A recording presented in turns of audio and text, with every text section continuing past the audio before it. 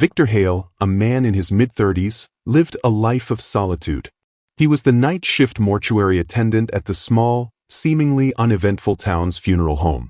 To outsiders, he was just another face in the background, helping grieving families with final arrangements. He was often described as reliable, calm, and meticulous, traits that made him perfect for the job. Before we dive into this gripping story, drop a comment below and tell us where you're watching from. And if you love stories packed with mystery and drama, don't forget to like this video and hit that subscribe button. There's so much more coming your way. However, there was something unsettling about him. He was an orphan with no known family, and few had seen him interact with others outside of work. He was always alone, and whenever he did speak, it was always brief and unemotional.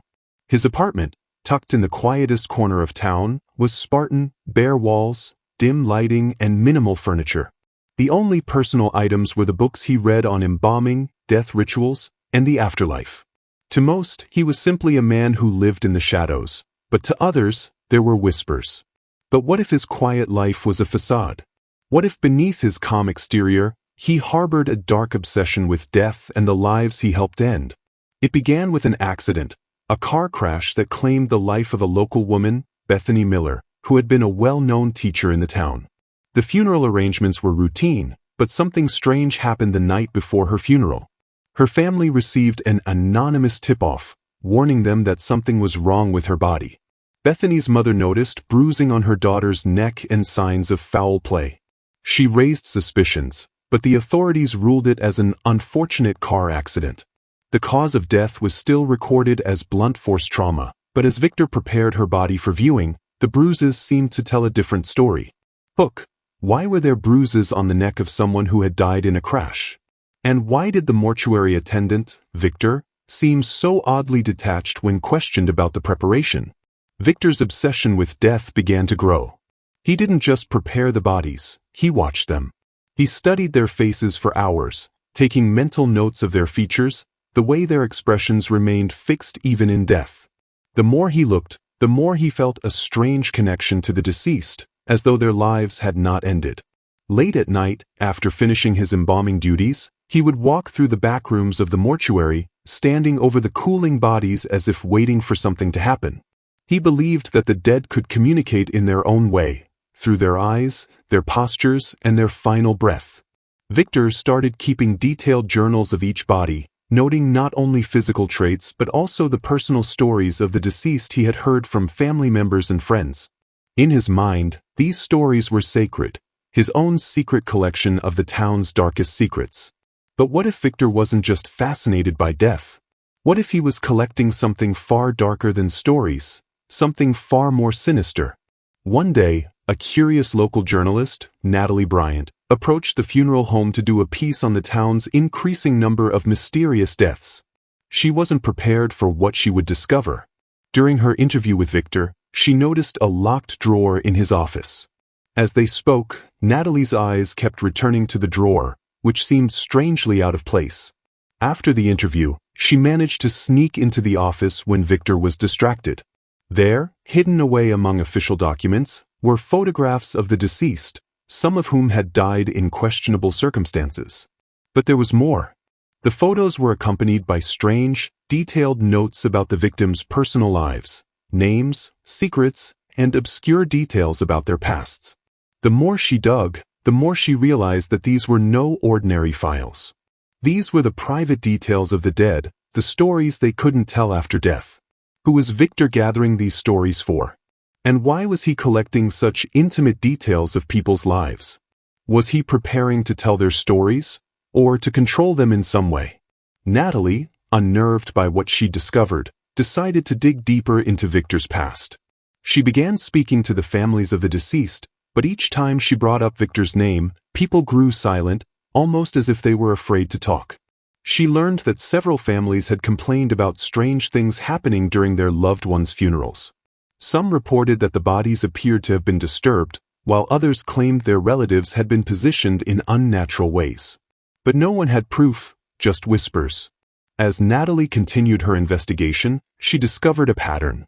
All the deaths Victor had been involved in were somewhat unusual, strange accidents, sudden illnesses, unexplained events. The one common thread was that Victor had prepared their bodies. What if Victor was manipulating these deaths?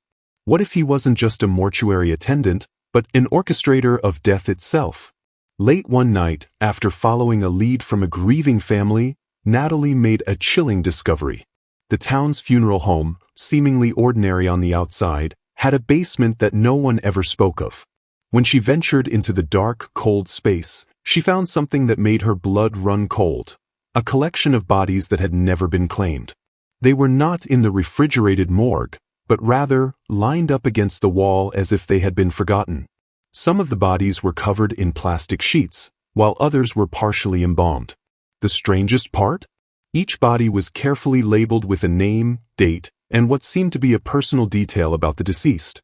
But one body stood out, a young man named Daniel Turner, who had died under suspicious circumstances 2 months earlier. His death had been ruled a suicide, but the details didn't add up. Hook, why had these bodies been left in the basement? And why had Victor kept them hidden from the public? Was there a connection between these forgotten bodies and the town's strange deaths? As Natalie continued her investigation, she uncovered Victor's personal diary, hidden within his office. The entries were chilling, filled with obsessive thoughts on death and life. In one entry, he wrote about a peculiar ritual he had started, one in which he would speak to the dead, asking them questions and recording their responses in a private journal. It was clear that Victor believed the dead could communicate through him, that he was somehow a mediator between the living and the dead. But the entries grew darker as the months went by, filled with disturbing thoughts about controlling life and death, about preserving the souls of those he embalmed. Could Victor be killing to create his own version of immortality? Was he collecting these souls to gain some twisted form of power over death itself? As Natalie's investigation deepened, she uncovered more unsettling truths. The families of the deceased had more in common than just mourning their loved ones.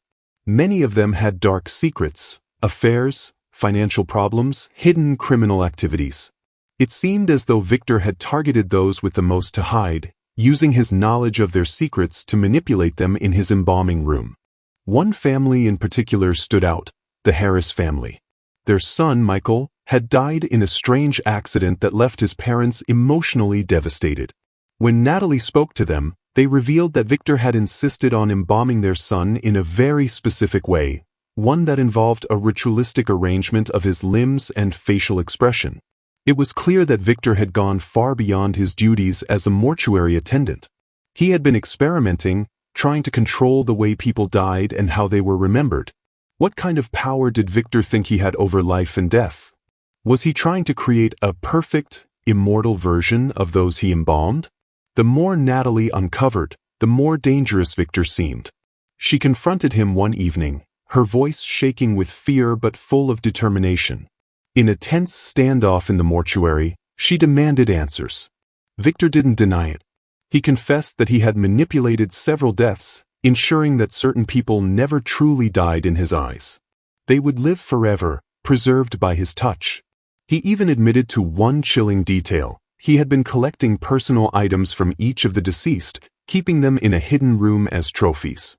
To him, each death was just a stepping stone toward something far greater, a world where death was not an end but a means to control people's souls. Victor's confession shocked Natalie, but it was only the beginning. What if the truth was even darker than she could imagine? Was Victor truly the only one with this power? Victor had not been working alone. Natalie uncovered evidence that a second mortuary attendant, someone she had never suspected, had been working with Victor to orchestrate these deaths. The second attendant, Lucas, had been feeding Victor information about vulnerable people in the town, those most likely to die under mysterious circumstances. Together, they had been building a collection of bodies, each one embalmed and preserved with a twisted sense of reverence. But the more Natalie dug, the more she realized that their collection was growing faster than anyone could understand. Could Victor's twisted game have spread beyond his mortuary? Was the entire town being manipulated by these two men, or were they just the tip of the iceberg in a much darker plot?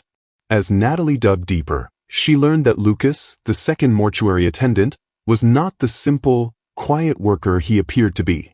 He had been with the funeral home for just over a year, a young man with an unsettlingly calm demeanor. Lucas had never spoken much to anyone, but he had a strange affinity for death. After speaking with several colleagues, Natalie discovered that Lucas had started his career in mortuary work under Victor's mentorship. But it wasn't just Victor who had influenced Lucas. Lucas had brought his own dark curiosities to the table. He was fascinated by the idea of preserving life, keeping people in a state of suspended animation. To him, death was not a finality but a transformation, one he believed could be controlled. Victor had used Lucas to carry out his darker plans, encouraging him to experiment with embalming methods that went beyond the traditional. Lucas's hands were now as cold as Victor's heart, and together, they were constructing a macabre gallery of the dead, each victim frozen in time at their most vulnerable. Was Lucas just a pawn in Victor's game, or was he the true mastermind behind these twisted rituals? What was his ultimate goal? One night, while the mortuary was empty and the town slept, Natalie decided to return to the funeral home. Armed with a camera and a sense of dread, she ventured into the basement again. But this time, something was different. As she explored deeper into the morgue, she discovered a hidden door, one that led to a room Victor had carefully concealed from view. It was not just a storage area for bodies, but something far darker. The walls of the room were covered in photographs of the deceased, each one marked with dates, names, and the specific embalming process used. But there was more. Strange symbols were drawn on the walls, symbols Victor had used in his rituals. It was as though he had been preparing to bring these people back to life in some twisted, necromantic way. Natalie found the most disturbing evidence yet, notes indicating that Victor had been experimenting with a method to preserve not just the body, but the consciousness of the deceased. He believed that by controlling the body and soul, he could make the dead conscious once more, trapped in a state of eternal life. What had Victor truly planned for the dead? Had he been trying to create his own army of the undead, able to communicate from beyond the grave? Just as Natalie was piecing everything together, a chilling event shook the town. Lucas disappeared without a trace. At first, no one seemed to notice. He had always been a quiet, reclusive figure, and his absence went unnoticed by most. But when Natalie spoke to Victor about it, his cold, emotionless reaction made her blood run cold. Victor claimed that Lucas had quit the job, moved to another town, and left without saying goodbye. But something about his explanation didn't sit right with Natalie. As she pressed further, she noticed a strange change in Victor's demeanor. His eyes flickered with something unreadable, a mixture of fear and excitement. The more Natalie investigated, the more she uncovered strange reports about Lucas's last days.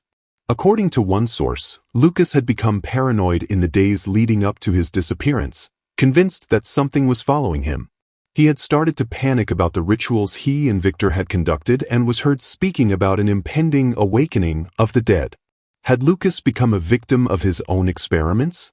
Was he now a part of Victor's twisted collection of souls, trapped in the darkness of the mortuary's basement? Natalie's investigation had reached a critical point. She was starting to uncover evidence that indicated the worst possible outcome. Victor's experiments had been successful. The ritual he had been conducting, based on forbidden knowledge from obscure texts, had begun to work. Some of the bodies, those that had been embalmed with his strange symbols and methods, had shown signs of movement. Tiny, almost imperceptible movements, like twitching fingers or subtle shifts in position. It was impossible to believe at first, but the evidence was clear. The dead were not as still as they appeared. One night, when Victor was not around, Natalie snuck into the mortuary. There, in the dim light, she saw the unthinkable. A corpse, an elderly man, who had died of natural causes, sat up slightly in his coffin. His eyes, once closed, were now open, wide, staring at the ceiling. Natalie's heart pounded as she realized that Victor's experiments had worked. They were reanimating the dead. What had Victor unleashed in his desperate search for immortality? And what would happen if these reanimated corpses were no longer under his control? As the reanimated bodies began to stir, Victor's behavior grew increasingly erratic. His once orderly and calculated movements became frenzied. He knew that the line between life and death had been crossed, and that the consequences of his actions were far beyond what he had anticipated. Yet, in his obsession with controlling life and death, he could not stop. He left cryptic messages for Natalie, almost like warnings, notes scattered throughout the mortuary, reminding her of the risks involved in her investigation. But Natalie was too far into. Turn back now. She had to stop him before it was too late. Victor's ultimate plan was coming to fruition. He wanted to keep the dead alive, controlling them to build his twisted vision of a world where death was nothing more than a fleeting obstacle, something that could be transcended. Could Victor be stopped before he unleashed an army of the undead? What lengths would he go to protect his deadly secret? Victor's behavior became increasingly unpredictable. He stopped communicating with the families of the deceased, and the funeral home began to shut down. The town's whispers grew louder, and people began to talk about the strange occurrences happening at the mortuary. But no one had any concrete proof. Those who had been close to Victor, his former colleagues, the families he had embalmed, began to go missing one by one. The town was gripped by fear, unsure of what was happening behind the closed doors of the funeral home. Natalie continued her investigation, but the deeper she went, the more dangerous it became. The shadows seemed to be closing in on her, and the town, once quiet and peaceful, was now a breeding ground for fear. She began receiving threatening notes, and once, her car was found with its tires slashed, a chilling message written across the windshield, "Stop or join them." Was Natalie getting closer to the truth, or was she just digging her own grave? One evening, the town's funeral home held an event for a local war hero. The atmosphere was somber as people gathered to pay their respects, unaware of the nightmare unfolding just below their feet. Natalie attended the service, hoping to get some answers. But when she entered the viewing room, she was confronted with the unthinkable. The body of the deceased had been placed in the coffin with a look of pure terror on his face. His eyes were wide open, and his fingers were curled unnaturally. She couldn't help but wonder, was this the result of Victor's experiments? Had the man's soul been trapped in his body? Or had Victor, in his desperation, managed to awaken something far worse than anyone could have imagined? Was the war hero now a part of Victor's collection of the undead? Had Victor's experiments gone too far? The final confrontation between Victor and Natalie was inevitable. As Victor's mind deteriorated, his obsession with the dead grew. He now believed that the only way to complete his vision was to merge the living and the dead into one eternal entity. He had lost all sense of morality, and nothing, not even the threat of death, would stop him from fulfilling his twisted dreams. Natalie confronted him in the basement of the funeral home, standing amidst the corpses of his previous victims. But as she faced him, she realized that Victor was not alone. The reanimated bodies were moving, shuffling, groaning, and reaching out to her.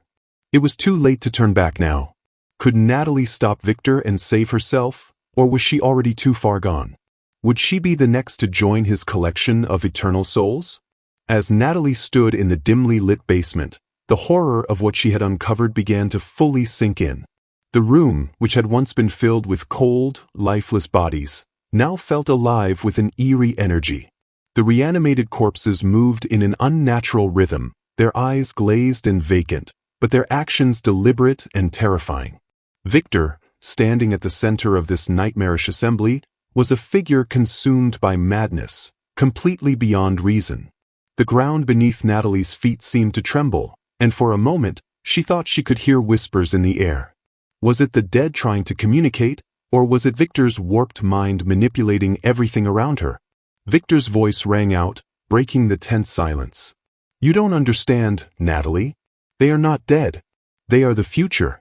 This is the beginning of a new world, a world where death no longer has power over us. These are my creations, my masterpieces." Was this the start of something far more dangerous than even Victor had planned? Was Natalie in over her head? As the reanimated figures advanced slowly toward Natalie, she felt her heart race with fear.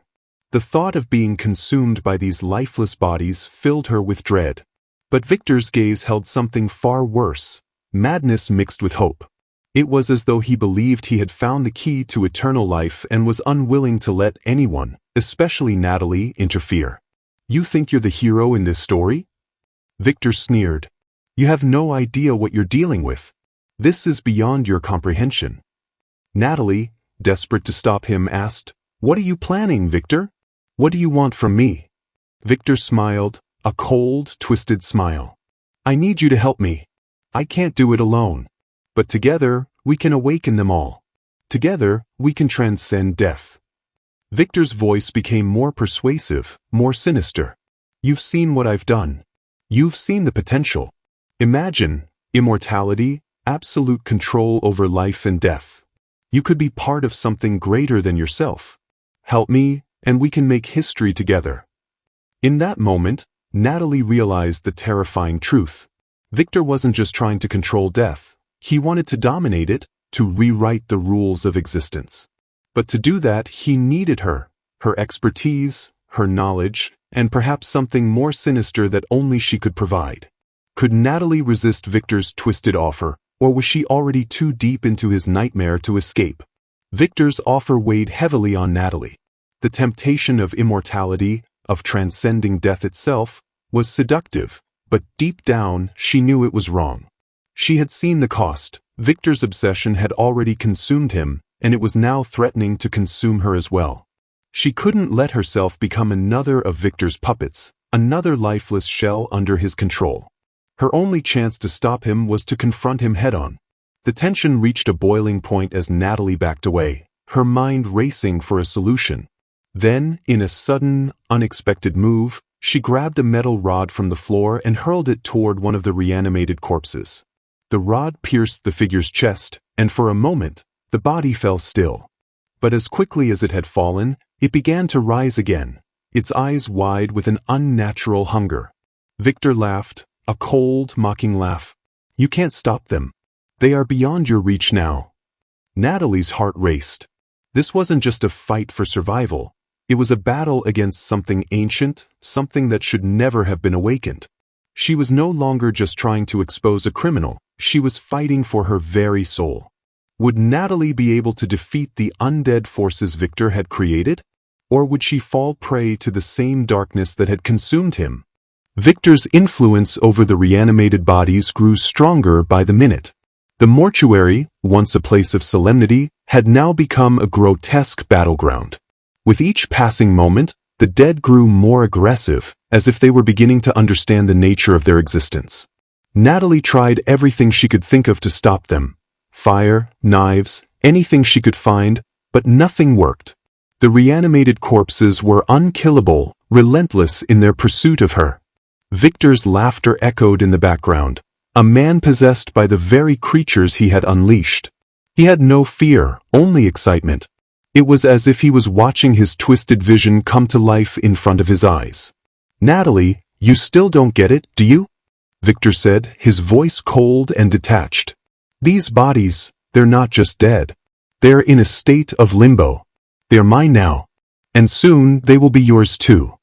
As he spoke, the dead began to close in around her, and Natalie realized with horror that Victor had not only taken control of the dead but had somehow found a way to control her as well.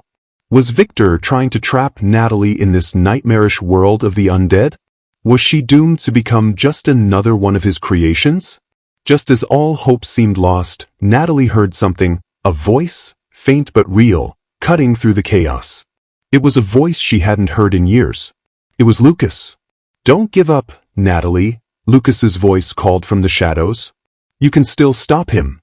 Natalie turned to see Lucas standing in the doorway, looking pale and worn, his eyes filled with a mix of fear and determination. He had been trapped in Victor's twisted world but had somehow managed to break free, or at least partially.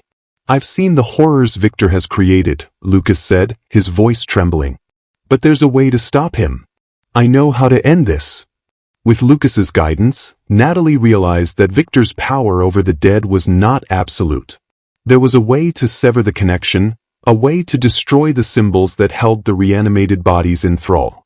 Could Lucas really help Natalie put an end to Victor's madness? Or was he just another pawn in Victor's game, trying to manipulate her one last time?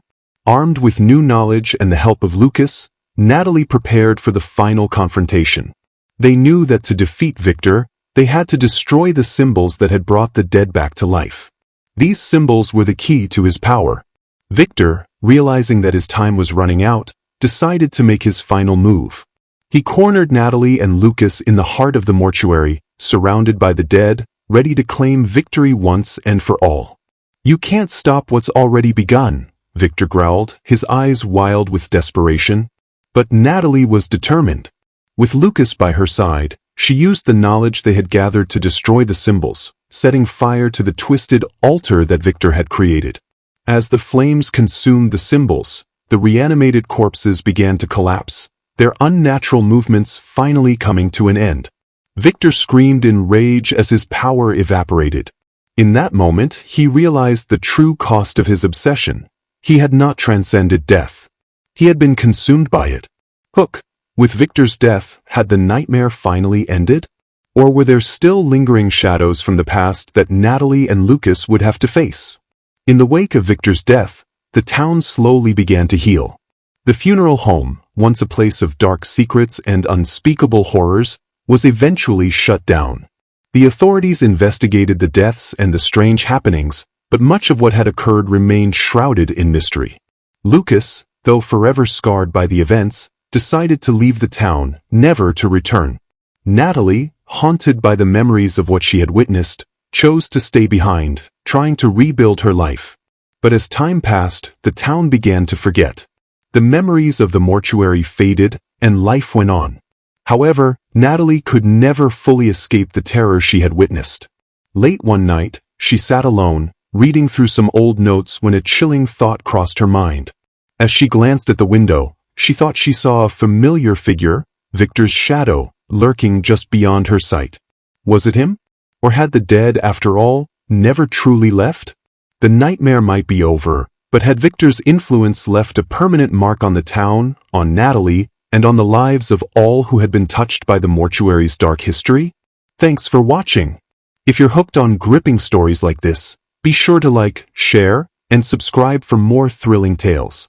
Your support means the world to us. With love and gratitude, I invite you to join our community for more captivating content.